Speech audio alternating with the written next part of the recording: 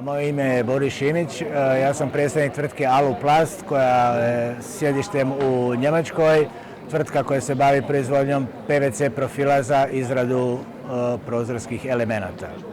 Muzu smo prepoznali kao oblik suradnje između industrije i znanosti, tako da podupiremo i sve snage ovakvu vrstu edukativnih sadržaja koji služe tomu da se tema prozora iznese na najvišoj razini i na najbolji mogući način.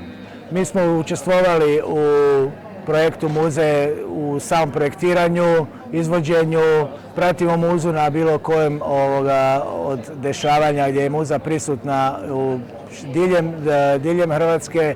Bili smo već na 10-ak prepoznatih destinacija gdje muza uvijek plijeni pažnju i zauzima onaj prostor koji joj treba. Prozori su prepoznati na muzi kao jedan od ključnih elemenata da bi projekt uspio u smislu zadovoljavanja NZEB standarda gdje je potrebno zaista zadovoljiti te dosta stroge principe u smislu termičke izolacije, u smislu zaštite od buke, u smislu pravilne ugradnje prozora gdje sve to ima bitnog utjecaja u fazi korištenja da projekt sam po sebi uspije i zadovolji standarde NZEB-a.